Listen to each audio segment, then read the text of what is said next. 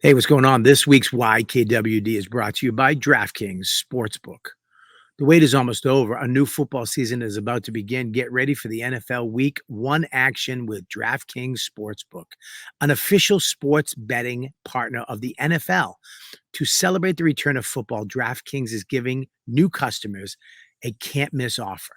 Bet just $5 on any football game and get $200 in free bets instantly.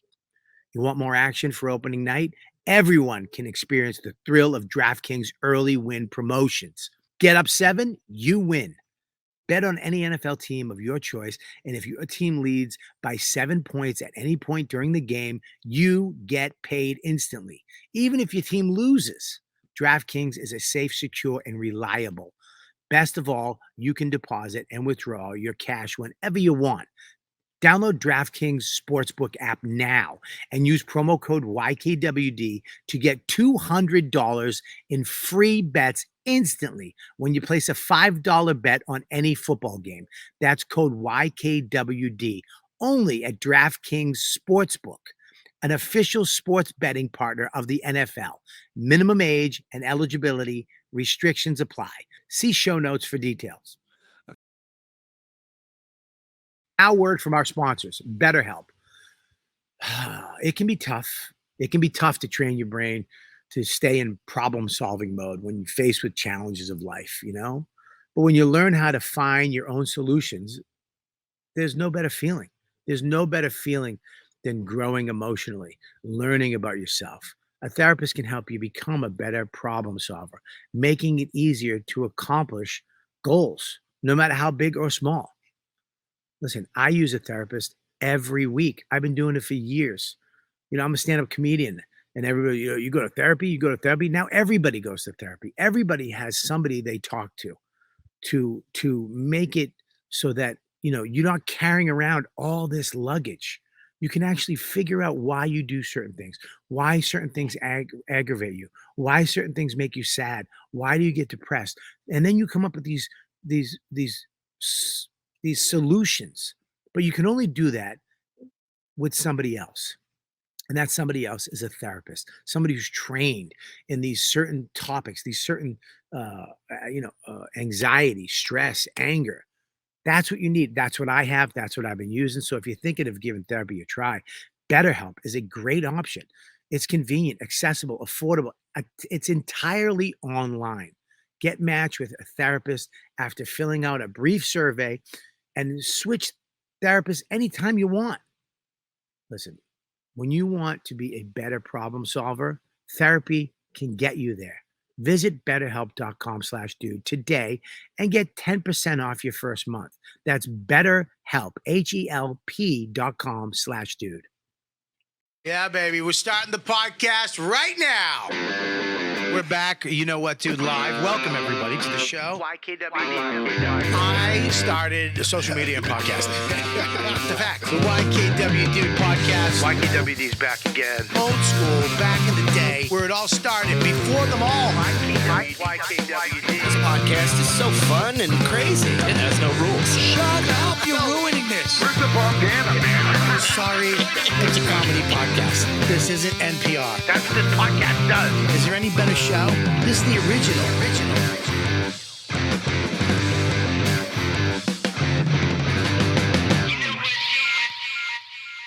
What's up, everybody? Yes, we're back the very next day because my guest for yesterday is here today because I fucked up, because I stink, as you well know, at texting. I suck at it. I'm not good at it. Someone texts me and then I forget about it. And a month later, I stink. I like phone calls. Everybody knows I'm a man. I'm 51. I'm from Medford, Massachusetts. And I like a nice call, like men do. Men used to call each other. Call on the phone. What's up? And I didn't do it. And he wasn't here. But then we talked. And then he said he could come today. So I'm doing that today. Doing it today. We're doing the podcast today with, one of my oldest friends from when I started in the business. This guy has a crazy story, crazy back. So many interesting parts to this guy. And he's here today. Juston McKinney, everybody. Give it up for him. There he is. We're right across from each other. So we're going to talk like this. Yeah, exactly. So I apologize that that's in your face. It's a weird setup. No worries. I look, Okay. Bob, when you didn't get back to me when I texted, I mean, I thought you didn't like me. I'm like, did I do something wrong? I'm like, I hadn't heard from you in a while. Like, oh, no, that was the case. No. But the thing is that you got back in touch with me, so I was obligated to. No. No, dude, it's just Here's the thing. What happens is I don't have like at this stage of the game, I can't like. All right, so you want to do let's do the podcast. Bing, bang, boom. We go back and forth, right? Yes. And then it's like if you were on the phone with me, if we talked, I would be like, Dawn. I'm like, yeah, do it. All right, dude, I'll see you then. Right. But it's like, all right, I gotta get. Dawn's way over there, right? So now let me ask the boss if we have anything planned. And then I go over there, and she asked me 7 things. What are we gonna do? Are we gonna go here? I wanted to take Max, and that my brain's and gone. Then you forget. I get it. I'm the same way. I just never know. That's why you got to follow up and you got to call. And I think I even called you too. You called. Just to make sure. I'm like, didn't I call you? No, you texted me. No, but I called as well. Maybe left a message. I think you were in Canada or something though. Oh, I might have been. So then I sent you that photo of us at Comics Come Home. Right. So I said, hey, man, remember me? I sent you Dude, the phone. I stink. I fucking terrible. But can I tell you something about this photo? Yeah. I don't know if this is going to make you mad or not. What? I sent that photo into, they did a feature on me in New Hampshire Magazine, and I sent him that photo. I got the email of the guy. Yeah. The guy says to me, he goes, all right, hey. He goes, I know I need the names for the photos. He goes, I've got Jimmy Fallon. I've got Dennis Leary. I've got Danny DeVito. He goes, who's the other guy? Oh, so me, Danny DeVito. Can you give me his name? Because I want to stab him. No. But you had the glasses on, but it was Cam Neely was the other one. So it was the voice. He didn't know who Cam Neely was. I go, that's Cam Neely. At least he knew who Danny DeVito was. Motherfucker. I'll take Danny DeVito, though. I will. I don't like the other ones I get is fucking King Kong Bundy, which I don't like because it's so old. It's such an... At least Danny DeVito is successful. He is successful. I will one of the worst moments. I got Michael Chiklis a couple of times. Yeah, that's a cool one. But fat cool Michael Chiklis, not in shape Michael Chiklis. Look, I think it was just the bald head with the glasses. Boom. He just went. Not Fantastic Four Michael Chiklis. Yeah. I got like the Shield Michael. Yeah. Like after the Shield. Yeah, the Shield, he was cool. I got the drummer Michael Chiklis. Yeah. A couple of times. Yeah. That's funny, dude. You fucking cocksucker. I'm like, should I tell him? No, tell him. Get more publicity. Danny DeVito's way. They should have Danny DeVito. Well, it didn't go. No, I corrected him. So it didn't print as Danny DeVito. What year did we do? I think it was right before COVID. I think it was the last right one. Before COVID. All right, it was maybe two before COVID. 18? Yeah, it was. I filled in for Craig Ferguson and dropped out or something. Oh, really? That was so.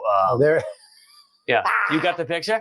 He's got it up right now. You can't see it. I should let you see it. Yeah, I know what it is. Yeah, I've seen it. I mean, dude, he's 100%. He's 100% right. But for him to go, because Cam Neely's the most unrecognizable one, right? If you're not a hockey fan, whatever. So for him to point it out, he goes, "Who's the other guy?" Like he was so sure that was Danny DeVito. Dude, he is so on the money with that fucking. I don't fault him for that. And I like was leaning sideways. You're mugging a little bit. Oh my God. Comics Come Home. That's now when you do that. Well, let me first. I got to go backstories because I will yap and I don't want to keep you here all day. But we started in Boston together. Yeah. Me, you, Patrice, Dane, Bill, Burr. Yeah. Bob Marley. Yeah. Gary Gallman. I would say Aldo Benny. Sure. You know, I mean, that was our crew. Yeah. There was Rick D'Elia. There was a lot of other people too. Pete Cumming. Yep. Wayne Previty. Yeah, Previty and Dave McLaughlin, I think. Yeah, a lot of guys. I mean, we came up with a lot of guys. But you were one of those guys who came up and you were a state trooper, I believe, right? Deputy sheriff. Rural patrol deputy in Maine. Yeah, same difference.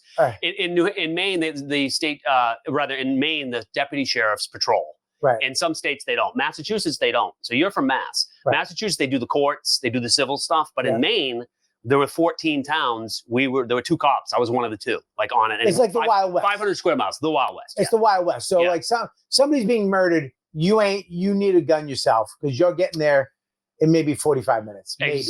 Longer than that. Some cases longer than that. Right. Yeah. And if you get the call at all. If I get the call at all. Right. And then everybody's got guns. Like when you go to the call. Right. So like I had a call one time, the guy's like, hey, I got a call, respond to this person's barricaded himself in the house, says he's going to shoot the first cop that shows up. Like that was a real call. There's only two there's only two. It's me. It's my zone. I'm the cop. There's so I've got I'm making $8 an hour. $8 an hour. This is the 90s. $8. $8.32 an hour. Did they give you the suit and the gun? I had to buy my own bullets. No. I did have to buy my own bullets, yeah. But they gave me the gun. Yep. And it was a lot of my own equipment I would use because it was funny because I was defunded before it was ever a thing. Everyone's talking about defunded right now. Yeah. I'm like, be careful what you wish for. Because I mean, it was brutal. I mean, we didn't have crime scene tape. Like at the time, like we didn't have the cameras. Like and I did a joke about it, but it's a true story. It was my own camera that I would use at a crime scene. So like the roll of film could have like my brother's graduation party, and then I could have a dead guy on a porch, like on that same roll. So and I'd bring it to the Walmart to develop the film, or the Rite Aid. It was the drugstore. But and I always remember the guy going through the roll, going, Jesus, went from a party to a dead it's just guy. a hot chick in a bikini and a jacuzzi and then just some dead guy. That same chick dead. Yeah, this party turned ugly. Dude, that's crazy. But yeah, it was crazy. So I did that for 7 years. Is that you? In the 90s. There you are. Oh man. You have a I don't know what picture that is. I'm gonna switch this around. Wait, for it doesn't you have to see this. It doesn't have the. Want me to walk I got over? you. No, I got you, dude. You stay right there. I got all this shit under control. Here we go. And then we go like this. Are you in frame? Oh, yes. Yeah. That's wow, look at you. That's me when I did the presidential detail with George Bush. I'm impressed. Would you pull this out? My producer, Mush. Produces, wow. His name's Mush, but it really doesn't. We'll get mushed. He'll do something to fuck up, hopefully. So, but he's really good now. So what you're looking at there was I would be the detail for then President Bush Sr., the dad, when he would go to Kennebunkport, Maine. Right. And I was the outer ring of security. Like I sat in a car, in a marked car with a Secret Service agent. And if anyone approached the outer ring, I had to get out of my car and approach them. So if there was someone going to kill the president, I was the first. $8 an hour, I'm the first guy like that could get, like I'd have to go and approach the car. Like that's what I did. I'm sorry, my mic was fucked up, guys. I apologize. How's that? You ready? Is that better, guys? Yeah. Dude, I don't understand. Don't look at the fucking chat. No, I'm not looking at the chat. I was trying to put it on me. Oh, is it on you? Okay. Yeah, I just want. It seems like my head's cut off. Do you want me to turn that up? How do we look? It feels like I should be lower. Turn it up a little bit. It just feels like the top of my head's cut off. Pull this up. Pull that up. Go up a little bit. Up a little bit. Keep going. Right nice. there. That's good. There we go. There you go. All right. Look at you fucking fancy pants. So anyway, I mean, you're a fucking deputy sheriff. Are you dealing with murders? You're dealing with crime. You're dealing like someone shot a moose they weren't supposed to shoot. People don't understand that Maine, New Hampshire's great woods. Maine is still the Wild West. Yeah, a little bit of everything. The night that only one murder happened when I was on duty. Right. And I'll never forget the call. I was in, I got this guy broke into 83 camps. Okay, 83 burglaries. What do you mean 83? 83 camps. Yep, What's a camp? Camp on a lake. Someone's camp. So he burglarizes. Yeah, right. But they're all lake houses. So it's like a winter, right? Everyone goes away. A lot of Massachusetts people, right? Then they go they go back to Mass in the winter. Yeah. Broke into 83 camps. So I solved this case. The guy, I'll just give his first name is Richard, right? Yeah. So he gets 83 burglaries. He does whatever time, 6 months, whatever, gets out, and he gets suspended, whatever, he gets out. So I see him in the waiting visitation area, waiting to go visit a friend at the jail, at the county jail. And I see him. And I was always, look, I'm a nice guy. I was a community officer friendly. My whole family hated cops. I wanted everyone to like cops. So I was the guy who tried to make everyone like cops. I mean, that's the kind of cop I was. I didn't have any enemies. I saw the guy in the waiting room. I'm like, hey, what's up, man? He goes, how you doing? I go, how you doing? He goes, oh, good. I got a job. I go, that's great, man. Like, got his life back on track. I go, good for you, man. That's good to hear, man. I'm happy to hear that. Right? I go have dinner. I'm eating with the other guy, the partner. We get a call. There's a guy on the roof of the jail with a blowtorch trying to break his friend out. It was him. He saw me and said, hey, what's up? And he was on the roof with a blowtorch, York County Jail in Alfred, Maine, trying to break him in. So I'm on the way to that.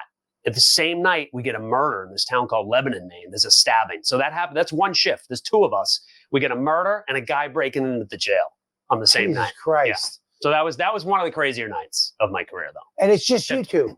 It's just two. And the state police are out there, too, in Maine. So Okay. the state police went, and the state police actually handle murders. We didn't handle murders because Right. we could not handle a murder. I mean, shit. I mean, I have a line in my act where I say, they're like, it's hard to solve crime. Like, hey, what are the odds you catching this guy? I'd say if he turned himself in 50-50. Because, I mean, it's, we're not catching him. You know what I mean? It's like we have no time Right. to, somebody, you mentioned the distance. I remember in the paper when someone complained about the cops, he's like, we called the cops on Tuesday. They didn't show up till the following Thursday.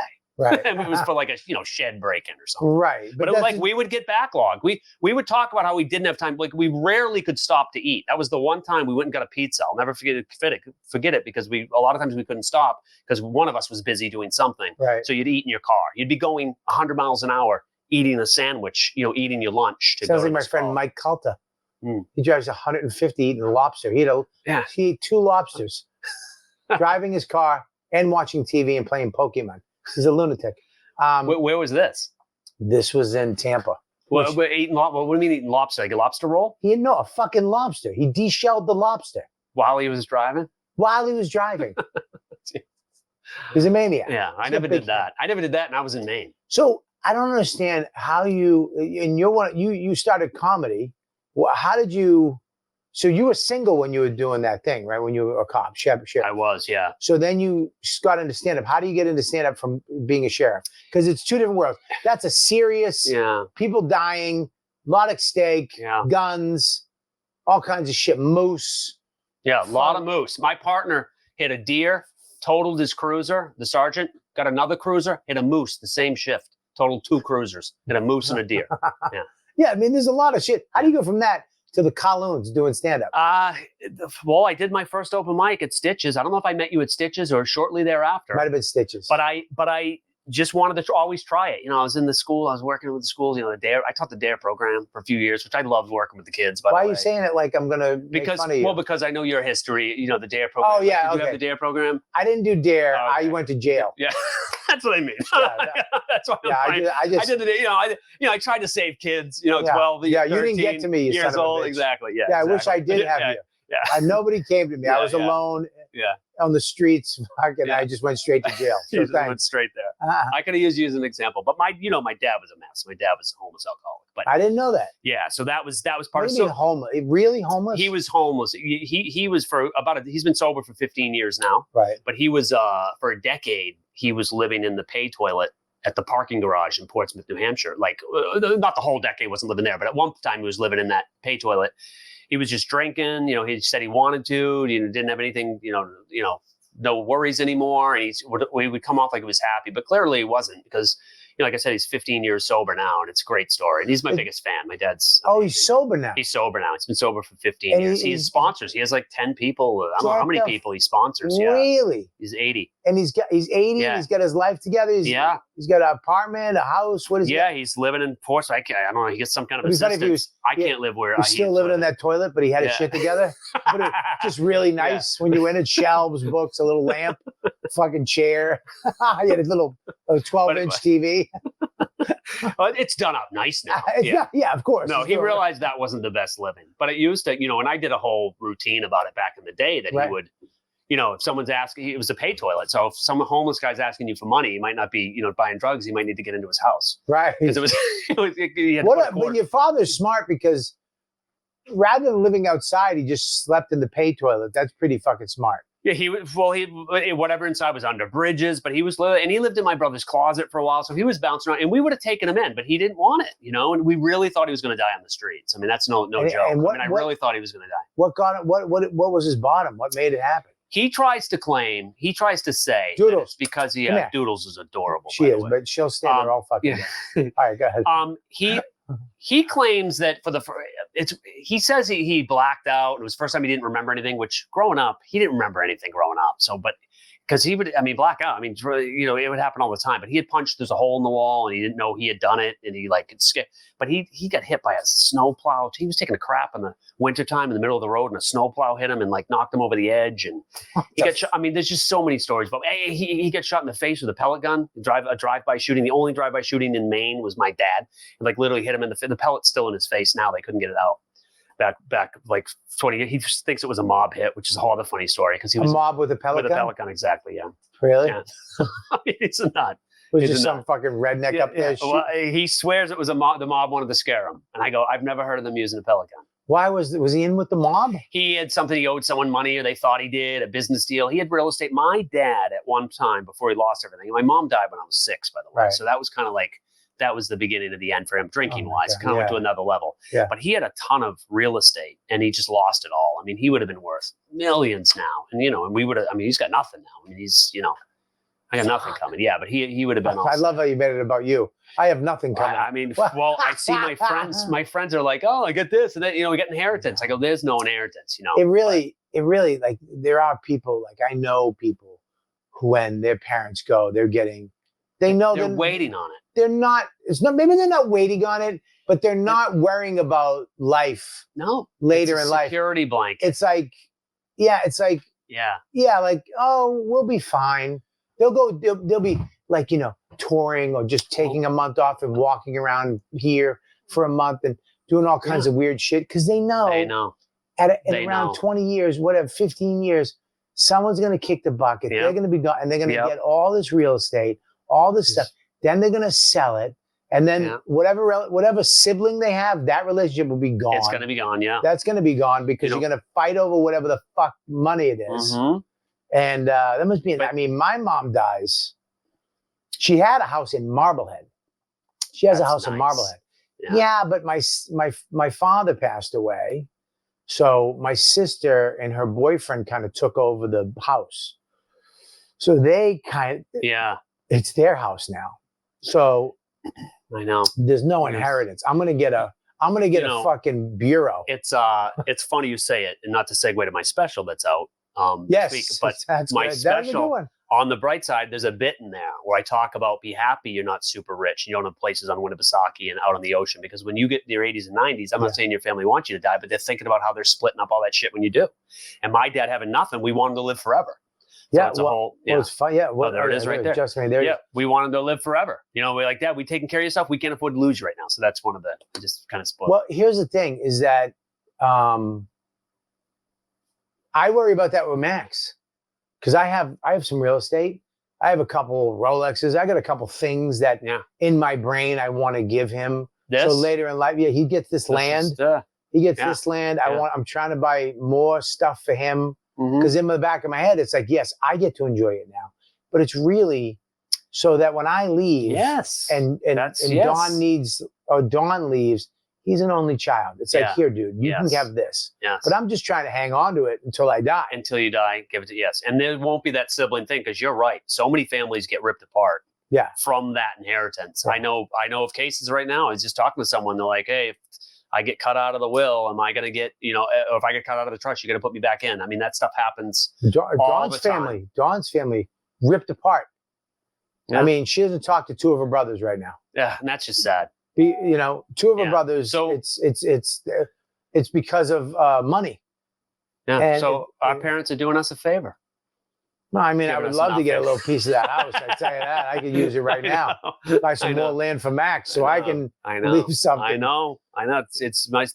What stresses me out too is being able to leave something for them. Right. And I'm not going to play favorites.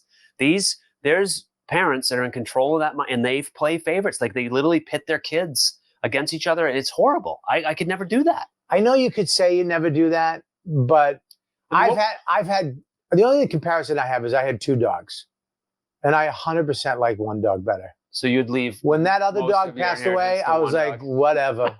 when Diva went, I just let you know which one I liked. I was so sad. Yeah, I did. But that's dogs. I mean, but kids. You got one. Dude, but if you had 2, are you going to pick a favorite in the will? Dude, 100%. Do you have, how many kids you have? 2. I want you to be honest. 50-50. There's no way. Yes. I bet you it changes. I'll give you, it changes. How old? One will be 15 this month. Okay. In 2 weeks, and one is 12. Okay. Yeah. Later in life, you're telling me that at certain points, you're like, this one's rocking. This one's kind of an ass.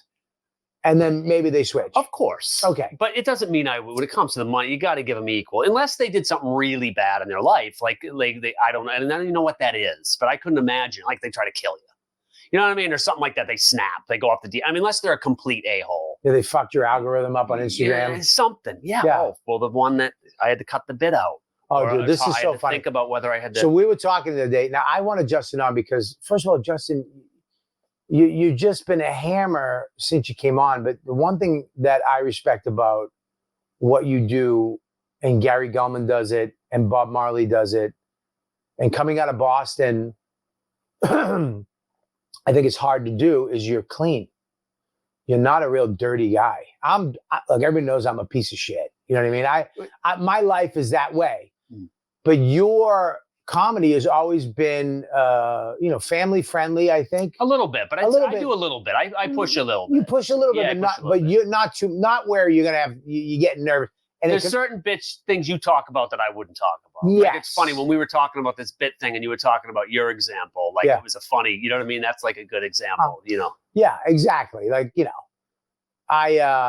but we were talking the other day and like, your comedy back, you went off and started doing stuff about being a state trooper. You had a one-man show, I believe, about being I did. a sheriff, a deputy sheriff. I did. And I'd gotten development deals. You and Marley. People don't understand back in the 90s that Hollywood was just jizzing over comedians. And if you could be a sitcom, if you could have a story around you, all you had to do is have that. Yeah. And there was only a couple people that had the legit story and act to go with it. Other people were just making it up, trying to get that. You know what I mean? You, I believe, and Bob Marley were the people that you got these deals. Yeah. I mean, how many deals did you get? I got 2. I got 1998, 1999, and in 2000, Will Smith's company had offered $250K, and my agent talked me out of it because it was a bad year. But let me tell you what, my story, unlike Bob, I know he had bought property. He did all the right things. Okay. Dude, I feel like I'd been cursed. That money that I got, those 2 deals back to back. And they were big. How much were they? Big money, 370 and 270. Okay. Back to back years.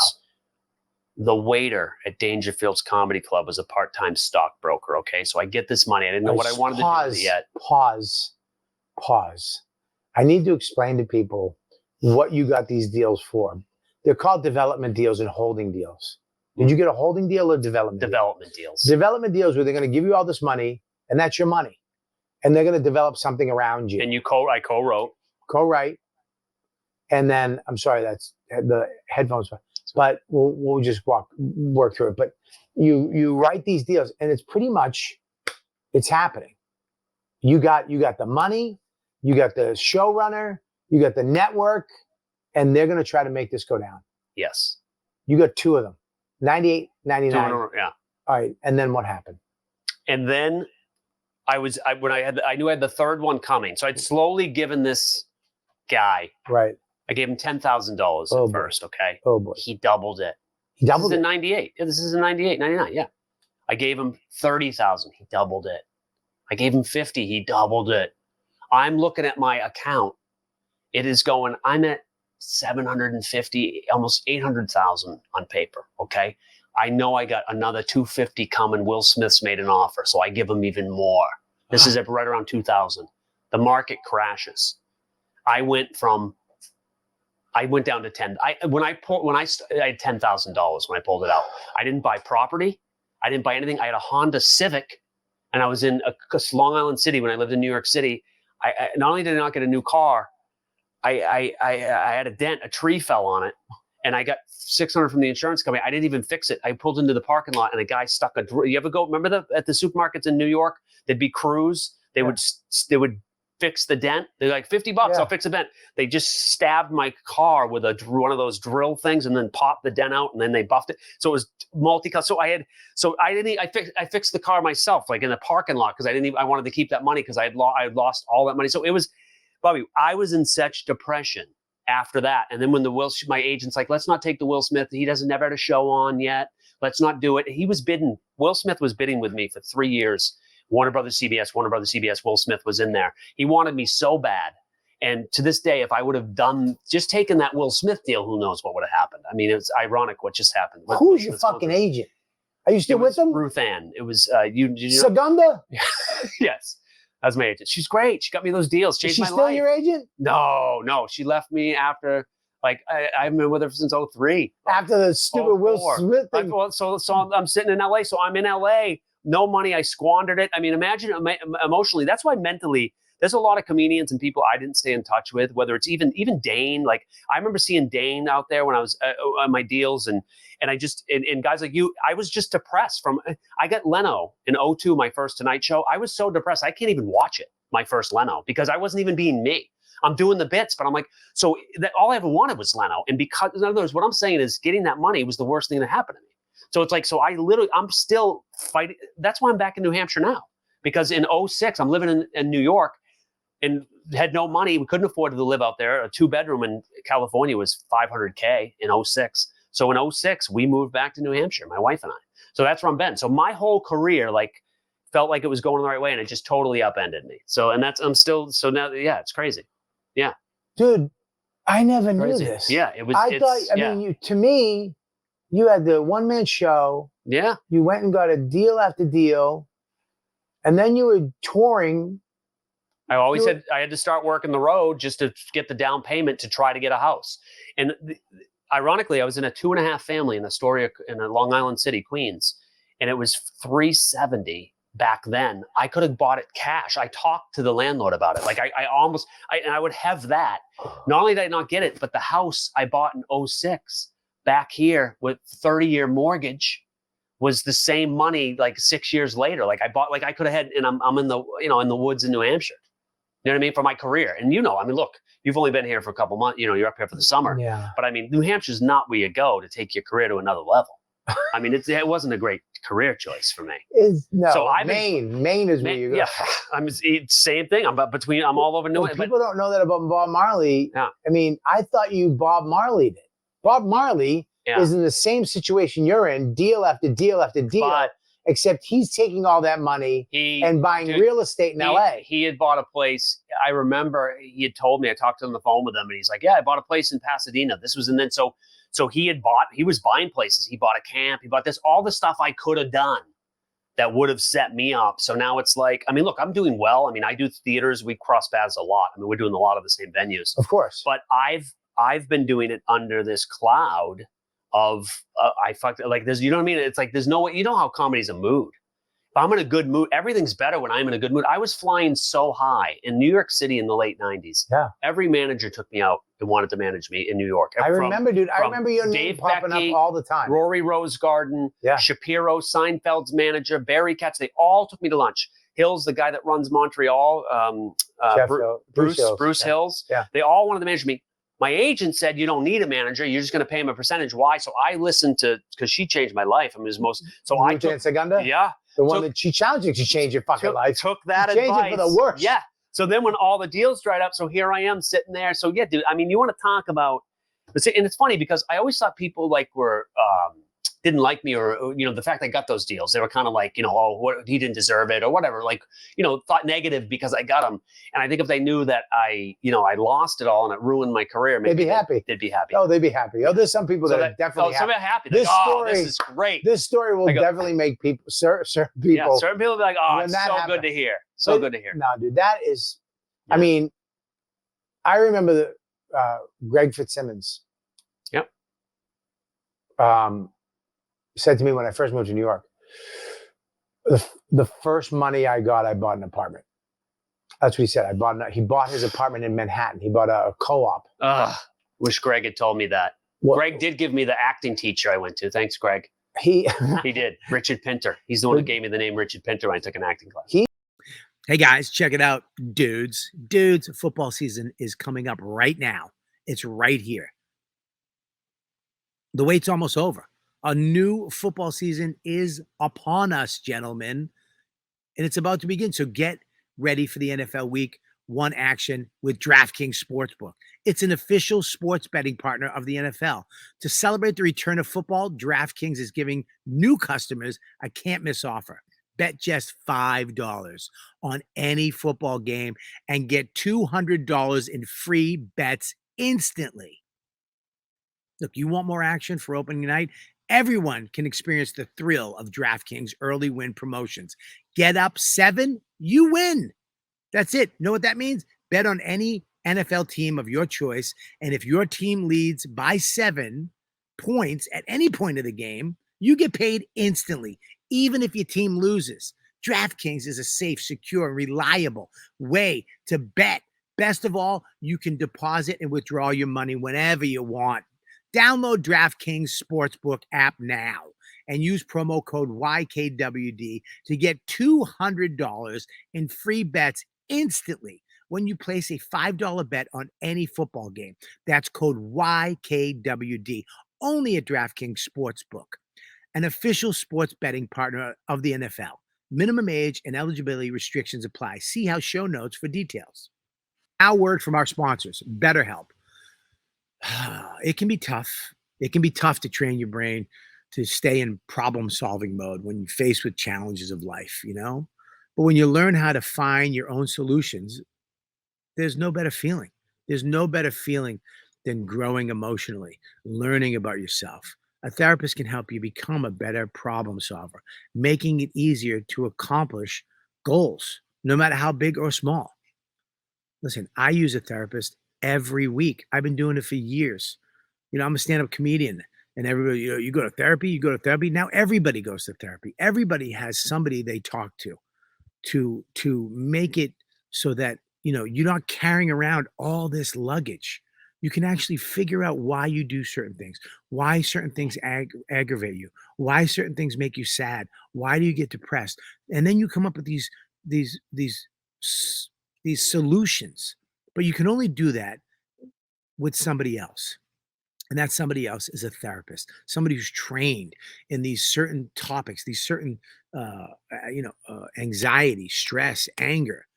That's what you need. That's what I have. That's what I've been using. So if you're thinking of giving therapy a try, BetterHelp is a great option. It's convenient, accessible, affordable. It's entirely online.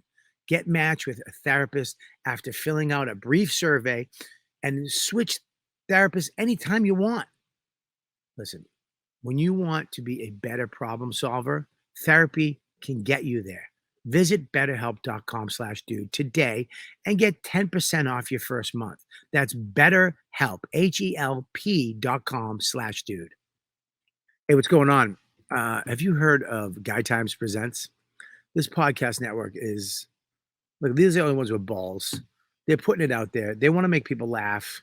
They don't care about restrictions or political correctness. They're just doing it the way it should be done. All right. They injected the boner medicine into the penis of paralyzed man. All right. We got a bunch of stuff out there and talking about horse shit. These guys are bringing shows to the podcast platform that people have been waiting for, like Our Family Jewels. It's an awesome trivia-based drinking game podcast that you can play along right at home. There's a dozen of messed up series you can enjoy wherever you enjoy podcasts. So get on it. Go to Guy Times Presents and check out all their hilariously fucked up, messed up, awesome, fun shows. Malik Gems, one of my favorite. This is one of the sponsors, baby. Love you guys. They have an ever-growing variety of beautiful tungsten carbide rings. I love those rings. Sexy. They look different. It's not that gold wedding ring that, Mr. Brady had on, even though he was banging dudes. Anyways, look, they have any style or version of your life you want to look like, you want to fit into, they got you covered. You want to look like a little Mr. T starter kit like Rich Voss, have a few gold chains and rings on every finger, maybe one on the toe, they got you covered. You want to look like, Chachi with one little necklace from Happy Days, they got you covered. You want to shine bright and be noticed by everyone, they got you covered. Go to malikgems.com, use promo code YKWD, and this is great. This is why I love this company. 15% off, not 5%, 15% off your order. That's a lot of money. So just go check them out. Get yourself a ring.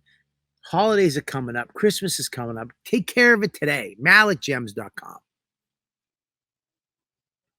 Patreon people, I want to thank you for being a supporter on my Patreon.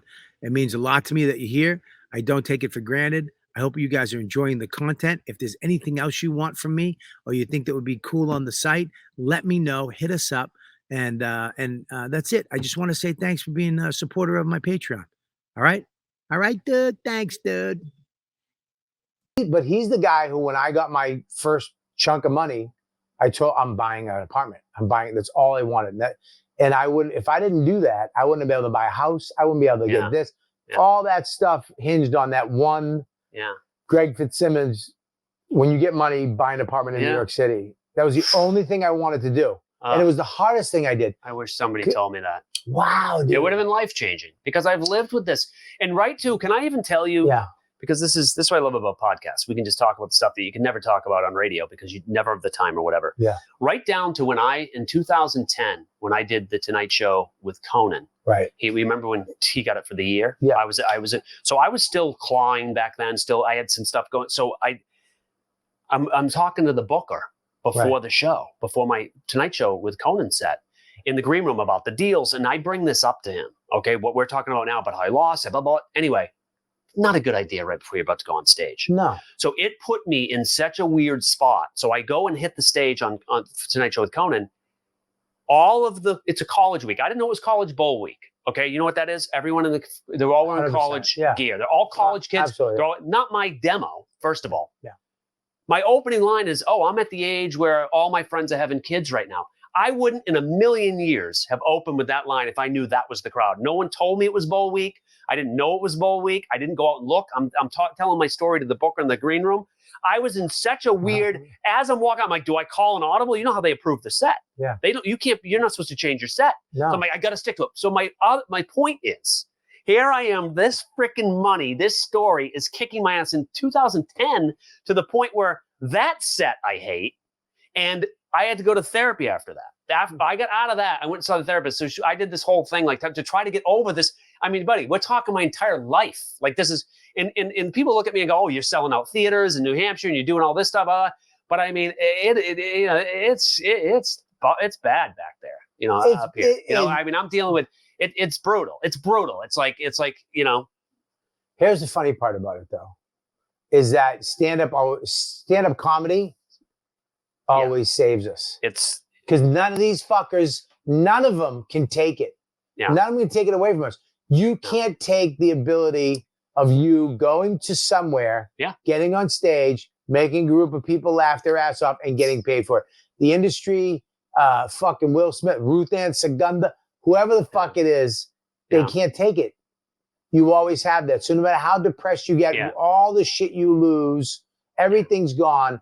You can still go down and make a living doing comedy, which is the best. Well, you can't do that with guitar. You can't do that as a singer. Yeah, it's a lot harder. Yes, I am grateful that I'm aware of that. I am aware of how lucky I am. You can't be an actor and make it. Once they take it away as an actor, you're done. And not to mention, you talk about therapy. Just going up to an open mic or doing a guest set and doing a new joke that works will put me in a good mood. 100%. Like, you know what I mean? Just getting something that works. So I would have these runs where I wouldn't get on stage for a while, and my wife will notice I'm grumpy. It's like there's no stage time around me. Like I'm doing these big theaters, getting ready. My special that is On the Bright Side, which is out tonight. Yeah, it's Thursday, September 1st. Bring it up again. But it's September 1st. Is any of this stuff it's in on the YouTube? Special? A little bit. It's called The Bright Side. It's what we're talking about is so deep. This is always, but Bobby, to run this special, okay? The Thursday night, I'm filming on a Saturday. Thursday night, I ran it at a senior living center, an old age home on Thursday. You're working at that's where I had to run it. I had to run it before at an old age. But here's the worst part. I had to call them and ask if I could come run it. Like, it wasn't a booked gig. I literally, I didn't have, because there's not as many places to get on stage now. So I'm always having to turn over my material because I'm doing a lot of these same venues. So that's the mind thing that I'm dealing. It's this overload of stuff. Which, by the way, so I get grumpy. You'll appreciate this story. So this is about 2 months ago, whatever it is. I'm in the house. My wife's like, "You seem like you're in a mood. You seem like you're grumpy." And I had to explain to her that 2010. I remember that doing Conan and.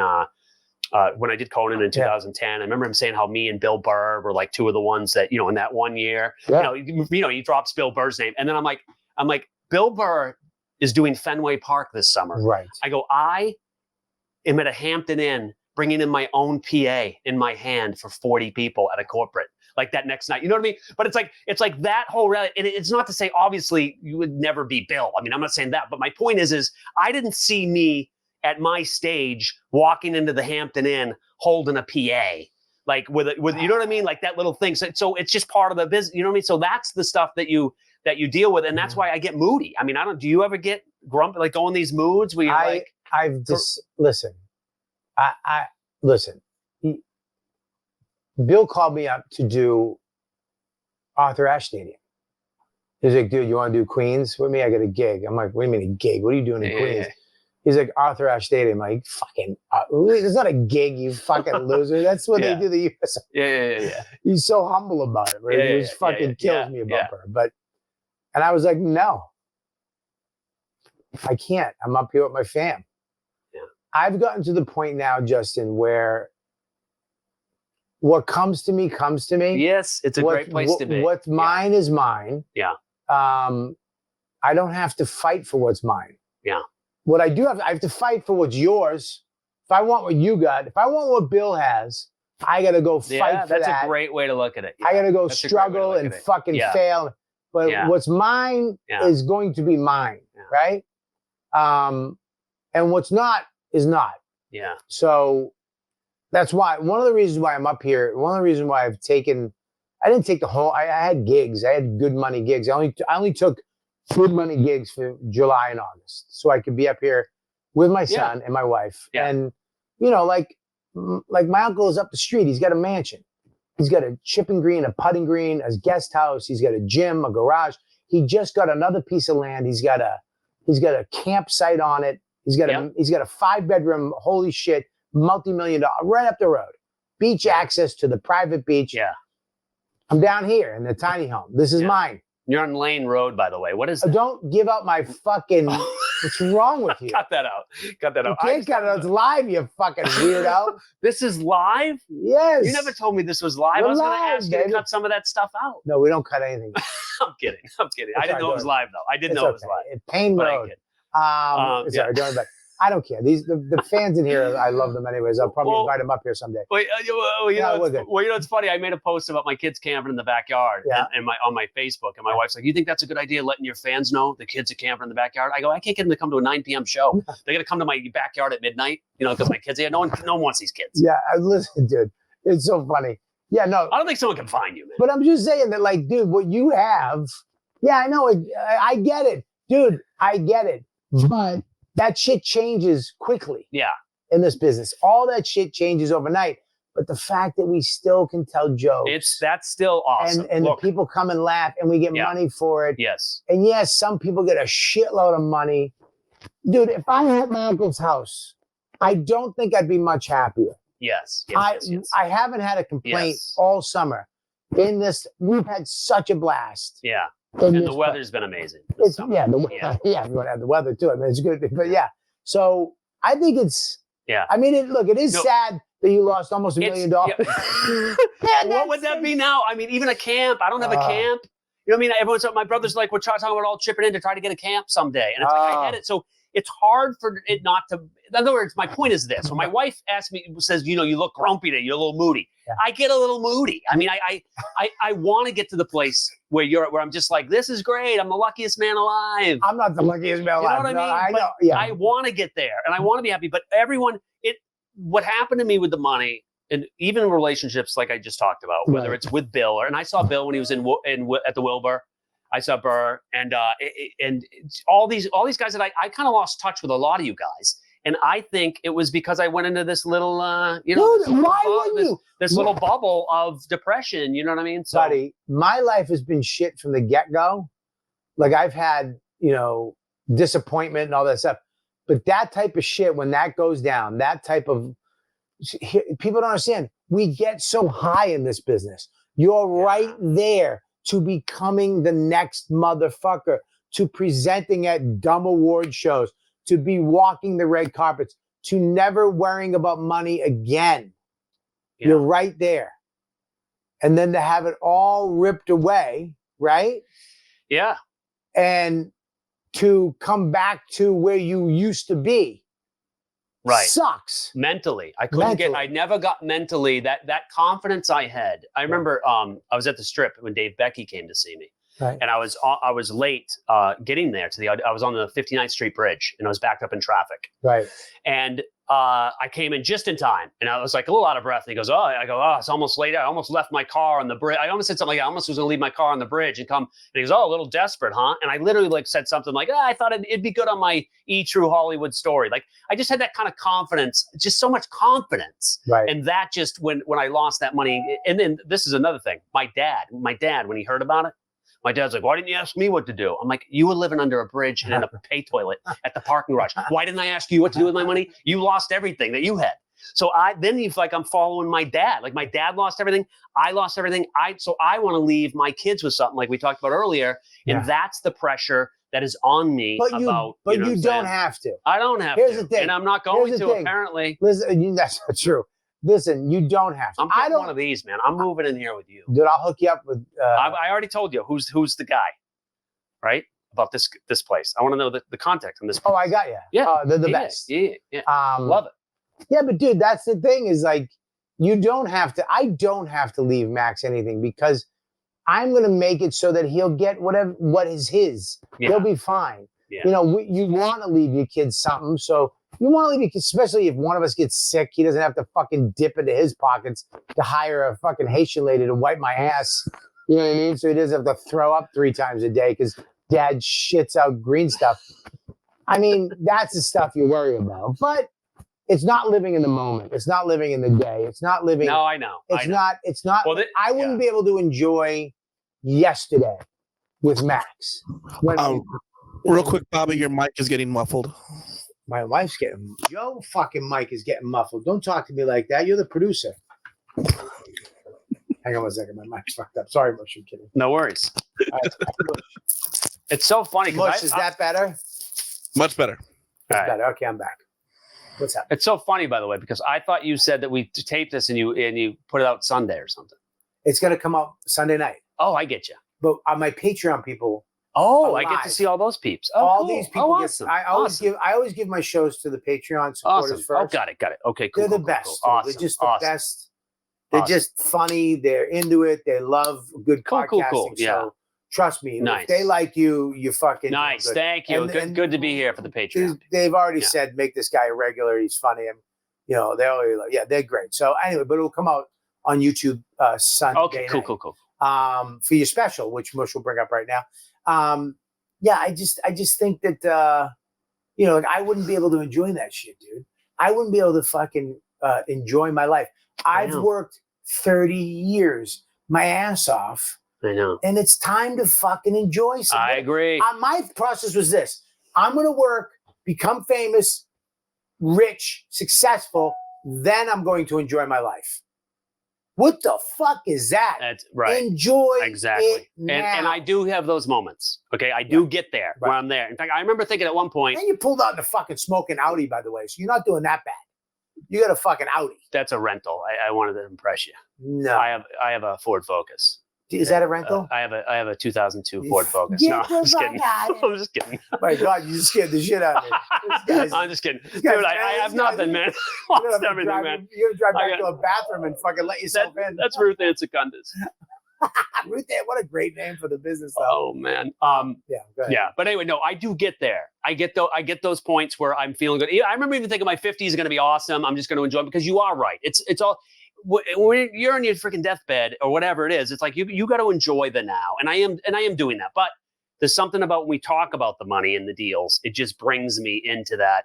But the last time I had to do therapy, I went and saw this. It was some crazy thing. It really did help this woman, but I am over it. I mean, what's the saying? You don't always get what you want, you get what you need, but thank God you don't get what you deserve.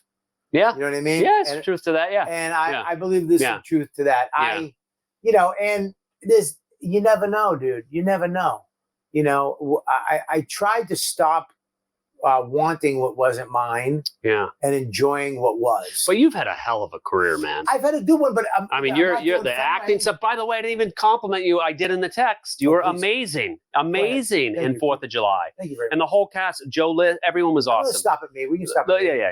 I mean, Okay, you stop it you right. carried the movie. In fact, you very much. I don't know what Joe and Louis would do. No, that was all. I really enjoyed that. And by the way, I had to buy it twice. I don't know why. Why? Louis C.K. listens to this. Right. It went through, and then I closed the window, and I went back, but I paid 30 for it. It was worth 30. It was worth 30 bucks.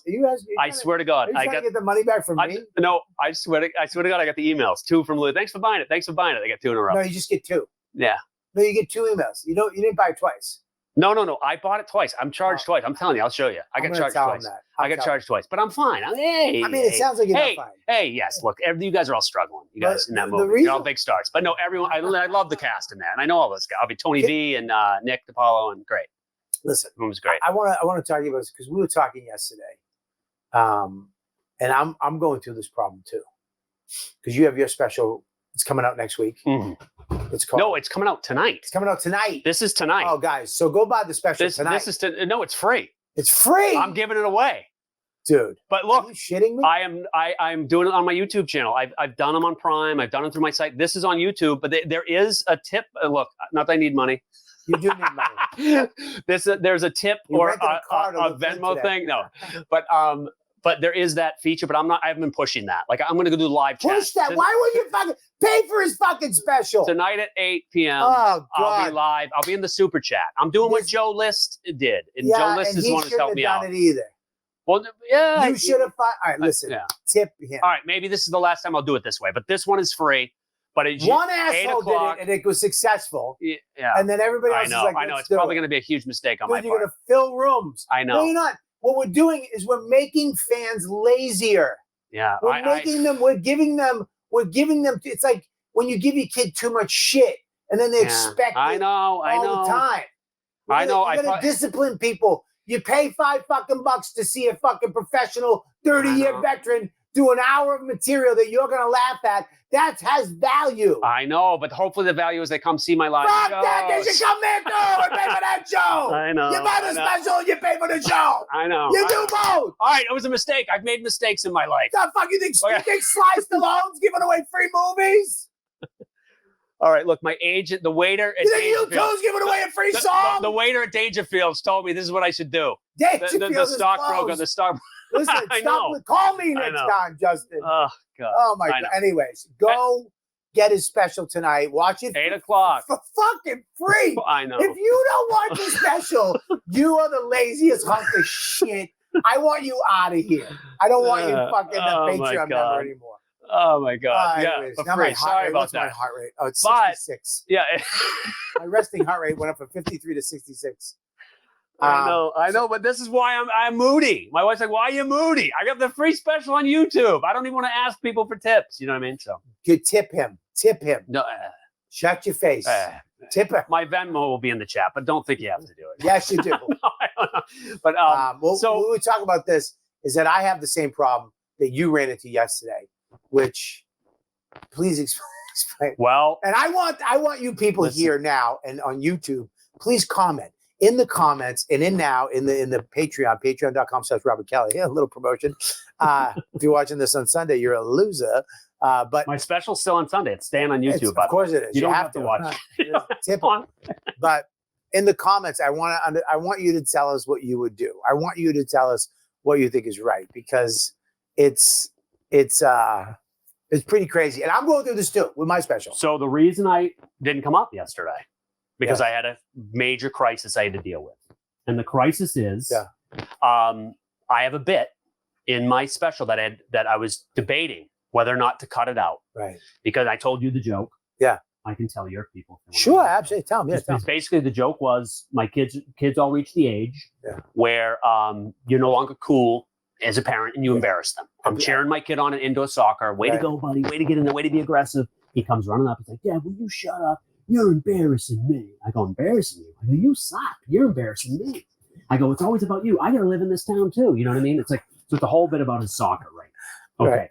Cut to his first game Oh, boy. is Tuesday night. He's the only one that doesn't get in. Oh. He's the only one that all of his friends play. I don't know why. It was a 0-0 game, whatever, but he didn't play. It bothered him. He was telling me. So now in my head, I'm thinking the special comes out Thursday night. His next game is Friday. It's on a bus. They're in an hour and a half. Right. Kids are on YouTube showing the bit. They're running, they make, what if he doesn't play then? So I called you and I go, I have to decide, is it comedy or my kid? Like, what's more important? And I told you, I gotta take it out. I gotta take it out. And you agreed with me. Right at the beginning, at first. You agreed. You said, you got to take it out. And then I saw the thing, and then like you just did a 360 on me. Because listen, you had my heartstrings with the kid because I don't want my kid, you know what I mean? I don't want Max. If I say something that's going to embarrass Max, God forbid he gets on that bus, your kid gets on the bus, and the bus driver's playing that bit, and then the whole fucking, they just keep replaying it the whole way. But what? Oh, real quick, Justin's mic is folded into his shirt. Right. There we go. Sorry about that. You got it? Yep. Thanks, buddy. Appreciate that. It was, but then I'm sitting there going, wait a minute. It's time to toughen that kid up. Yes, you were like, it's too soft. It's too soft. Where this generation, you know what, dude, brother? Listen, our generation was too rough. We were handled too rough. We were pushed around, beat up, emotionally, physically. Yeah. We were raised too tough. The generations now are raised too soft. They got everything. No, don't do that. Stop that. You're going to get hurt. Nobody lets a kid fall. Nobody lets a kid get hurt. When was the last time we saw a kid in a cast? I mean, we got a couple in my school, but sports injuries. Let him. It's okay because he'll get made fun of. But the problem is it's coming from me, the dad. So that's the thing. It's like if he's sticking up for himself and then all of a sudden he's I'm as good as any of you. I go, oh, really? Your dad? You know what I mean? Even though he's good. He is a good player. He's not the fact. I'm so pissed at the coach. I'm so pissed at the coach. You can't either keep two kids on the bench or throw the other one in. Well, listen, so I don't have to deal with that. Because otherwise, my kids can handle that. They call me loser all the time, and we bust each other's balls. They're great kids, but I didn't. He's too fragile. He's too fragile. You don't know that though. You might be making him too fragile. What if Max falls? Get up. Before we say you are right, we're like, get up. I know. Max fell last night, dude. We've said that for years. How old is Max? He's 9. It's like, Max, get up. Get up. He's like, but Dad, get up. You don't lie on the fucking ground, dude. Yeah. If you can get up, get the fuck up. Cry standing the fuck up. You know what I mean? I know. I get the tough. I think there's truth to that. Last night we were on Weir's Beach, and we had samurai swords. He won. But when you take them out of the sheath, they make that shh. I don't know. So we were doing that to each other, just walking and then slicing each other up, going slice. So we're walking across the street, and he's behind me, and I went shh, and he jumped and fell on his fucking ass. And this table of women were like, oh my, is he okay? Well, me and Don are laughing our asses off because he was in like sand and he just slipped on his Crocs. Yeah. He's on his back, fell right in the middle of the street. And we're just going, get up. We're laughing. They don't know that he's laughing too. Right. So we're all three of us are dying laughing. This table of women think we're the shittiest parents ever. But he's not crying. If we didn't say, get the fuck, he would be crying. Right. Know when you're hurt. No. You can't let them know they're hurt. Right. I think that in this situation, that it might be okay because of what you do. Take a fucking joke, brother. You're my son. I love you. It's not real. It is real. You had that situation happen, but I was kidding.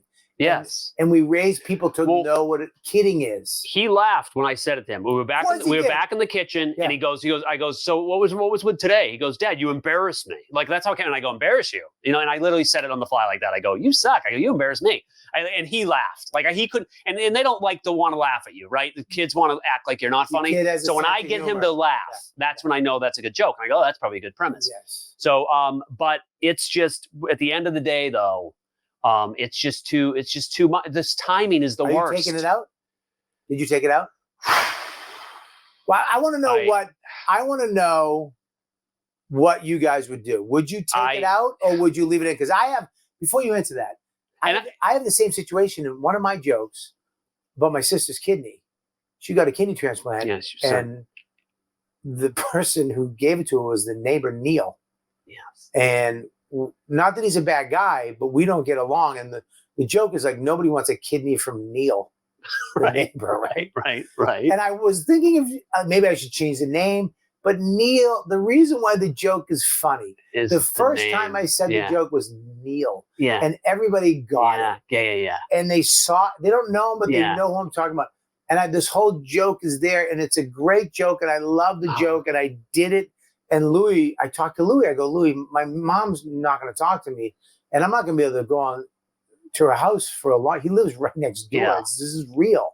My sister's going to be. Everybody's going to be mad at me and my family. He's like, fuck them. I'm like, what? He goes, Bobby, you're a comedian. You're a high-level stand-up comic. You're one of the people that tells the truth. You're a storyteller. You talk about your personal life. It wouldn't be truthful if you took his name out. This is what you do. And if they don't understand that, they'll get over it. But a little different with a neighbor than your kid. 100%. Because you're not leaving anything for Neil. Like Max. 100%. You know what I mean? No, yours is... It's if you saw that night. Let me give you some more details because I don't know where people are leaning. Okay. That night you could see the emotions. I know where my fans are gonna lean, but people are texting and feel bad for him. It was a whole thing that went around. And I talked to him about it, and he's like, and he is as good as them. And I know he's as good as him, 100%. but he's like, I'm as good as them. And for me to say you're as good, if not better than them. Yeah. But then for that joke to come out the next day before there's even another game for him to go on. Now, what if the joke hits, they make fun of him. Now he's got to play Friday. Now he's all nervous. Now he doesn't perform well because he's nervous. He gets pulled out. Wow, you're putting your psychosis on your kid. God forbid. You're putting your bullshit on your kid. Bobby, God your forbid. Kid. What if he kicks the ball in his own net? One of those things. I go, he's ruined. I guess no soccer. He gets on drugs. He's in the bathroom. Yes, he's living in a friggin' pay toilet. He loses all his money. You're putting your site. It's all your fears. Maybe. Listen to me, dude. It's all you, dude. It's all your shit. You're living through your kid. Yeah, you shouldn't. No, Dude, your kid's fine. He is fine. He's gonna do his all own right. shit. Well, you want me to tell you what I did? Hang on. Okay. Hang on, because it is a funny joke. I mean, listen to me. It goes further though. It goes further. Can I hear a little more? I go further where I go. He misses the ball, and the other dad's looking at me like it's my fault. And I'm like, look, I should say in his defense, I never played soccer with him, but what came out was he's adopted. So I'm literally calling him adopted. Yeah. And then I do that, and then it goes even further. Great joke. To what if your kid hears that? It might hurt. And I go, look, he knows. I sat him down. I said, listen, buddy, Dad's going to keep coming up with new material, so people come back and see me. I got to take care of you. I'm going to have to pay for your college one day because we know you're not getting an athletic scholarship. That's great. But I hit him, boom, boom, boom. I zing him. But like all those zings and what he's dealing with at this fragile age. Yes, I mean, let me tell you something. My mother gave me advice when I was a kid. I was getting bullied, and they were fucking just calling me all kinds of fucked up shit. And she goes, go make fun of yourself tomorrow. I go, what? She goes, go in, you make fun of yourself. Whatever they're making fun of you for, that's great. Make fun of yourself. Yeah. It will take all the fun out of it for them, and they won't know what to do. So the next day I went back to school. I saw them, and I was like, my mother's a fucking slut bag. She blows guys in that bush over there, fucking whore. Wait a minute. They were like, what? How's that making fun of you? That's what they were doing. They were calling my mother a whore. I didn't tell my mom that. Yeah. But she was like, go join in. Yeah, and I was like, okay, you join in. So, That's and they wound up being my best friends. Yeah, that's But good. the thing is, what I'm saying is, what's your dad's number? I'll give it to my mom. Which dad? Yeah. So it toughens them up a little bit, and they understand your kid probably, like, he laughed at that joke. When you did it for real, I know. Where all our jokes come from, this real around the table bullshit, right? He laughed. I know. So it's I know. That's who your kid is. The problem I had, if it wasn't the 48-hour window, everybody, if it wasn't the 48-hour window, it would be a different story. If he had gotten back in the game, it's a whole different story. It's the timing couldn't have been worse. It was just one of the fans says show. he was adopted. He's deeply offended. It's so that's the bit I had to cut out. There's a whole adoption part. Two of my favorite jokes I had to pull out. I took them out. I took it out. You took them out? I took it out. Oh my God. I took it out. Why? Because of I talked it over with some people. How much less is the hour now? This should be free. Yeah. How dare you fucking charge? All right, look, it'll be on my next one.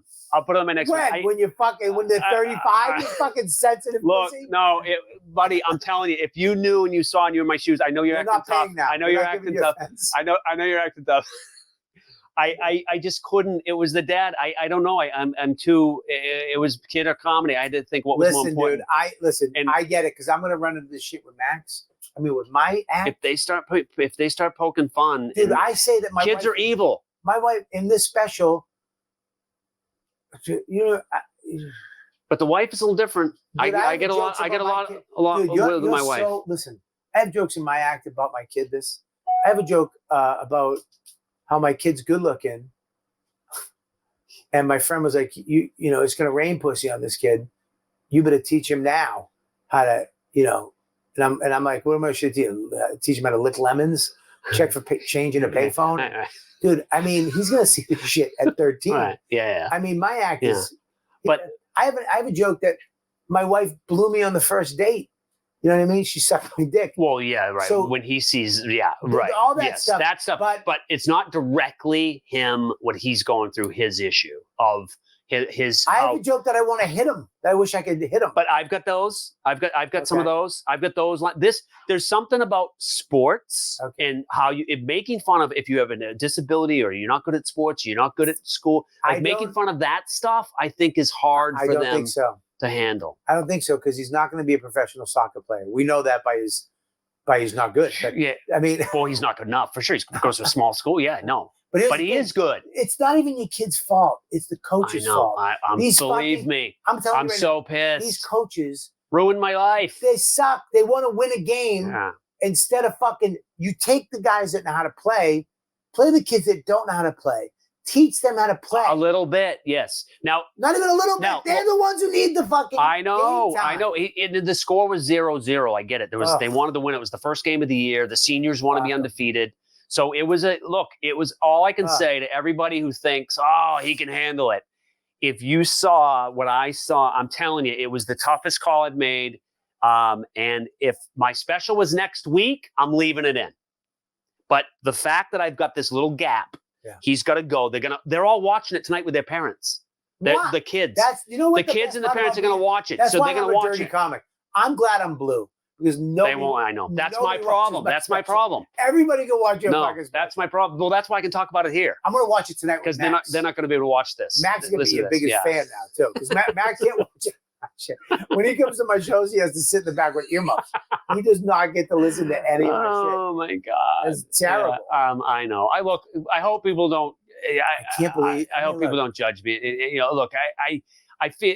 I don't know what to say other than I've never been a dad before. It's my first time, and I just you try to do it right. It's a challenge. At the end of the day, 2 jokes. It's 2 jokes. It cut out 3 minutes. It's still like 57 minutes maybe, but it's not an hour. It's it's no longer an hour. Not an hour. Ruined my life. It was 50. It was 59:42. That's not a headline. We're from Boston. It's an hour or nothing. My other ones are over an hour. So I may take 10 minutes from my last one and move it into my other one was 70. So take 10 minutes from that. Yeah. Well, I mean, listen. Brutal. It's brutal. It's tough, man. It's killing me. It was killing me I didn't sleep the night before. I was up all night worried about what was going to happen. And now I'm pissed because 2 of my favorite jokes, that and then the adopted one, I took out. And now I'm pissed about that. So it's a whole thing. The coach, if I ever meet the guy, I haven't even met the coach yet because I've only seen him from the game. I can't wait to tell him how he ruined my life. My God. This was my moment. This YouTube's first special was my big break. You couldn't have went to your son and let him hear the joke? He's heard it. I didn't want to put it on him because what if he said, "Dad, you can do it," and then it blew up, and then he felt like it was. If I took it out, then he put that on his shoulders. I didn't want to put him. I know that's a learning moment. I know that's a time. All right, look. Will it help? Will it help if I told you that after I made the decision to take it out, we were rolling down that thing. Then I changed my mind, but it was too late then to switch it back. So I'm kind of in a weird limbo. No, but you can put those up as extras. Oh wait, whoa. I'm going to put it. I'll make it available on Prime. I'll keep it on Prime because the friends won't see Prime. Yeah. I was all worried about the YouTube on the bus. I literally was worried about them on the bus. Him sticking up for himself, going, "I'm as good as you guys." Really? We know you're never going to get an athletic scholarship. You're adopted. Your dad was. You know what I mean? The whole thing. I love that you're assuming kids like you. No, I just know. No, not that they like me. They might be. No, I'm Kids kidding, are I'm shit. kidding, I'm kidding. They're so nasty at that age. Yeah. They're so fragile. It's my first teenager. I haven't done it before, so that's what I did. Listen. Look. If you hate me for it, I got to live with it. But all right, listen. I mean, look, it's rough, buddy. You did it. It's done. It's The done. Now special watch comes out tonight. What's the name of the special? 8:00 on the bright side. On the bright side. But now, on the bright side, here's the Thank thing. you. On the bright side, you got a special coming out tonight. How many specials have you done? This is my 5th hour. 5th hour. This is a true Boston comedian. People don't understand. There's only a handful of fucking comedians that can go up for an hour and kill it. There's a lot of comedians that can do 40 minutes, 45 minutes. There's a lot of comedians who go up there and go, where are you from? What do you do? Blah, blah, blah, blah, blah. There's a lot to go up for an hour or more and murder. Very small amount of those people exist. And a lot of them come from Boston.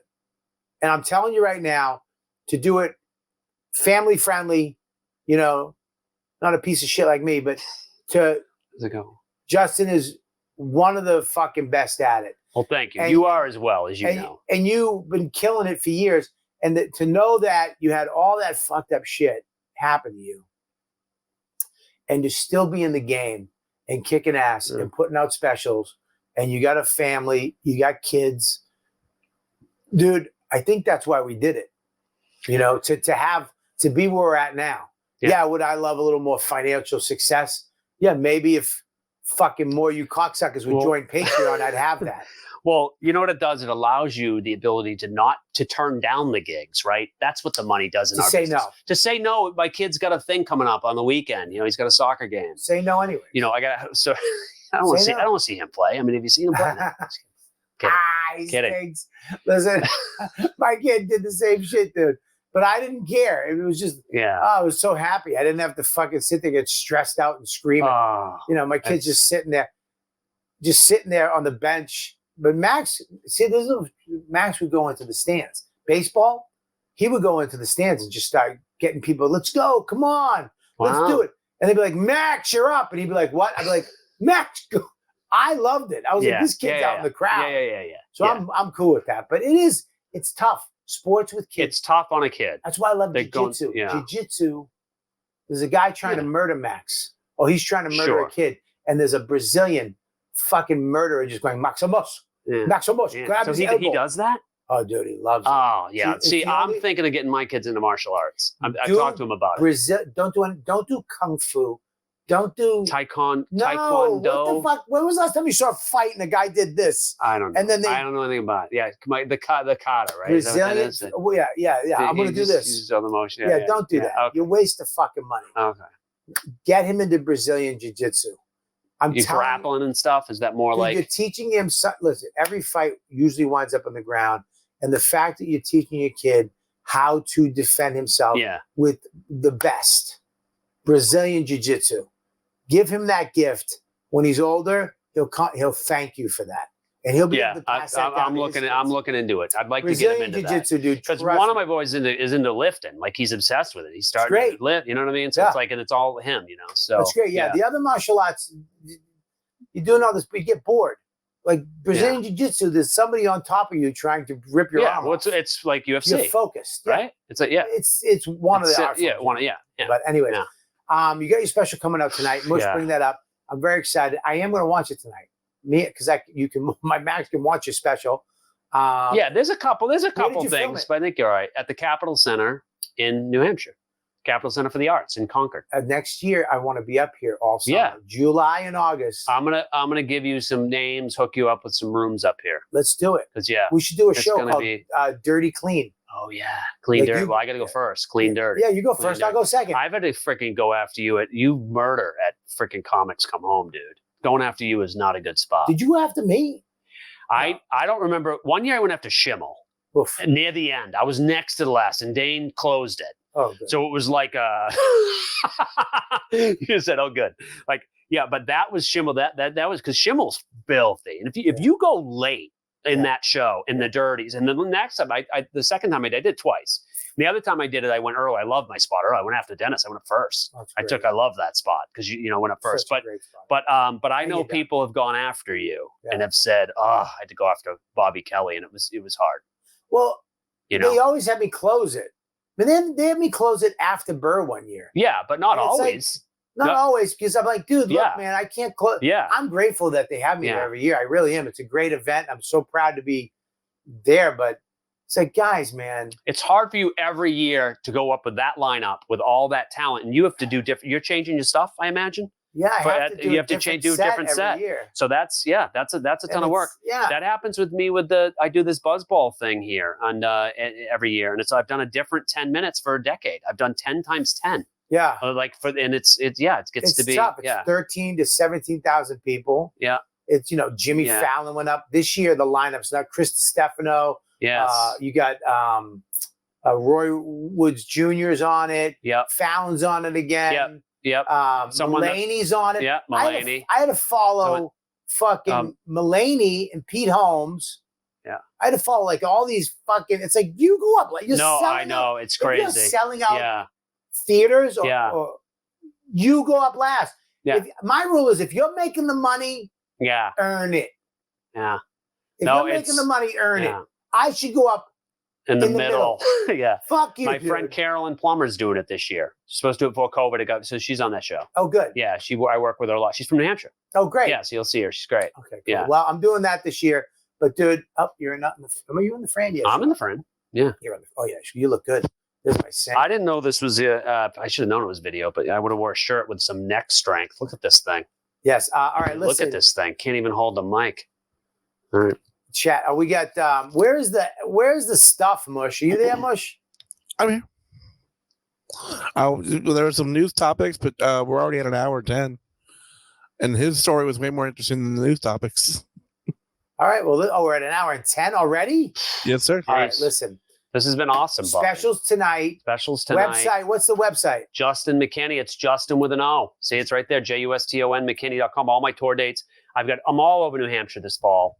Yeah. I'm going to Wisconsin. I got some other stuff, but I'm starting to come back down to New York, by the way. Oh, good. Come down. I'm pulling myself out of that. What we talked about, like I'm like, I just got to be like you said, live in the moment. Yeah. Do what I'm doing now. Have fun. I was down. I saw a whole bunch of New York guys a couple weeks ago, and so you'll be seeing me. Oh, good. And then you come back on the podcast. Come in the studio. I would love to with other comedians. But I appreciate you coming up here. No, I hope you guys liked the episode. Make sure you go to comicrebels.com and get yourself 20% off by using code word ladybugs. What are we doing? What's the chat doing? What are these fucking lunatics doing? I got to put on my thing. Does anyone want to ask me something? What's that? I can't see it without my glasses on. I don't know. I can't see it. I don't know. I don't even know how the chat thing works. Like I'm told I'm going to go on at 8 tonight and just, I guess they'll tell me how it works. On the YouTube. Yeah. Oh, the chat will be right there. So it's just, I'll have a computer and then you guys go watch the special tonight. It's live. It's free. Give them a tip if you have some fucking cash. And make sure that you leave a comment and give it a thumbs up. Seriously, you're gonna love it. He's fucking hilarious. He's a true Boston comedian.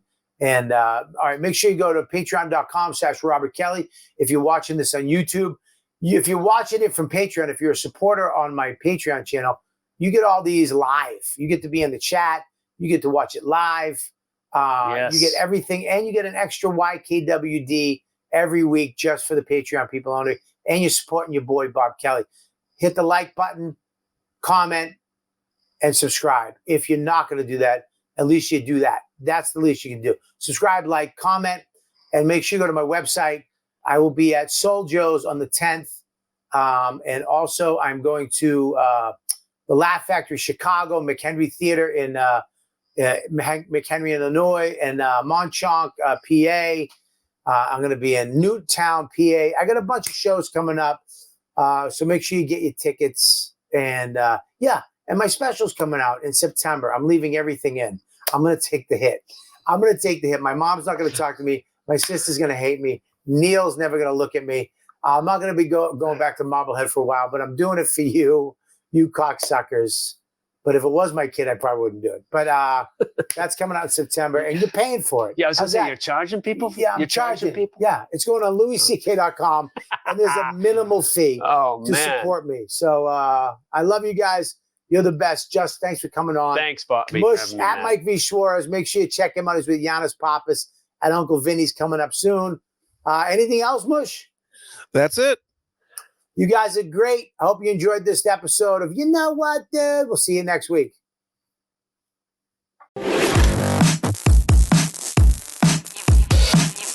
You've been listening to the YKWD podcast. Thanks for listening. Now go back to your shitty jobs.